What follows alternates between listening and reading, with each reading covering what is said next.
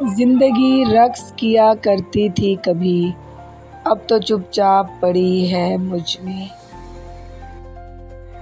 فارسی کہاوت ہے کہ جنہوں نے ہمیں جنگل میں اکیلا چھوڑ دیا ان کو کوئی حق نہیں کہ وہ ہم سے پوچھیں بھیڑیوں نے ہمارے ساتھ کیا کیا۔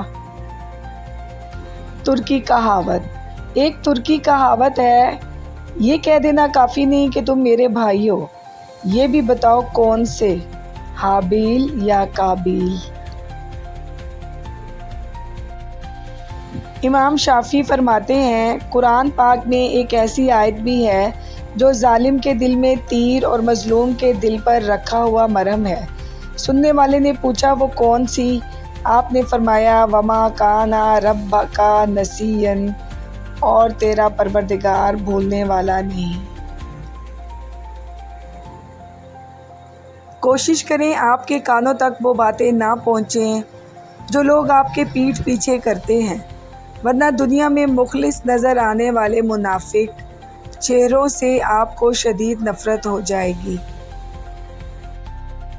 معافی کے حقدار غلطی کرنے والے ہوتے ہیں، چالاکیاں کرنے والے نہیں۔ تمہیں ایسے لوگوں کے درمیان جینے پر مجبور کیا گیا ہے جو منافق، وہم زدہ اور جھوٹے ہیں، جبکہ تمہارے پاس اتنی طاقت بھی نہیں کہ ان ساری حماقتوں کو برداشت کر سکو۔ لوگوں کی نگرانی نہ کریں، ان کی لرزشوں کو تلاش نہ کریں، ان کے راز افشا نہ کریں اور لوگوں کی ہر وقت جاسوسی نہ کریں، بلکہ اپنی ذات پر کام کریں اور اپنے عیب اور غلطیاں دور کریں۔ بانو قدسیہ کہتی ہیں، انسان کو اپنے دکھ سیلیبریٹ کرنے چاہیے، جیسا کہ منہ پر ہنسی سجا کر، اچھے سے بال بنا کر، سب سے پسندیدہ کپڑے اور پسند کے رنگ کا انتخاب کر کے کوئی دیکھے تو بکھرا ہوا نہ سمجھے، کیونکہ ہمدردی زہر لگتی ہے۔